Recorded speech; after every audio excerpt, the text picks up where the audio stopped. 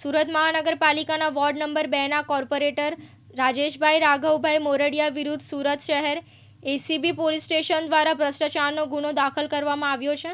પ્રાથમિક તપાસમાં જાણવા મળ્યું કે કોર્પોરેટર મોરડિયાએ તારીખ 1/4/2021થી તારીખ 31/3/2025 સુધીના તેમના સેવા કાર્યકાળ દરમિયાન ગેરકાયદેસર રીતે આવક મેળવીને પોતાની કાયદેસરની કુલ આવકની સરખામણીમાં 78.50% જેટલું વધુ એટલે કે ₹29,78,772ની અપ્રમાણસર મિલકત વસાવી છે। તેમણે પોતાના પદનો દુરુપયોગ કરીને ગેરકાયદેસર ઇરાદાપૂર્વક અને ગુનાહિત ગેરવર્તણૂક આચરીને આ અપ્રમાણસર મિલકતનો ગુનો કર્યો હોવાનું એસીબીની તપાસમાં સામે આવ્યું છે।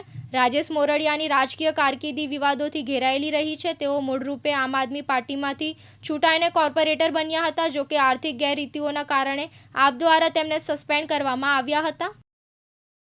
જી સુરત એન્ટી કરપ્શન બ્યુરોમાં સુરત મહાનગરપાલિકા વોર્ડ 2ના કોર્પોરેટર રાજેશભાઈ રાઘવભાઈ મોરડિયાનાઓ વિરુદ્ધ આજરોજ અપ્રમાણસર મિલકતનો ગુન્હો રજીસ્ટર કરવામાં આવેલ છે, જેમાં હકીકત એવી છે કે આજથી કરીબન 6-8 મહિના પહેલાથી એક અરજી મળેલી, જેઓ વિરુદ્ધ અપ્રમાણસર મિલકતના ગંભીર આક્ષેપો હતા।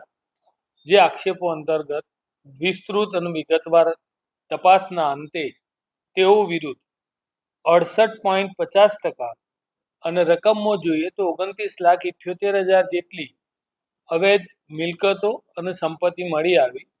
એ મળી આવતા તેઓ વિરુદ્ધ કાયદેસર ગુનો રજીસ્ટર કરવામાં આવેલો છે અને આગળની તપાસ હાથ ધરેલી છે।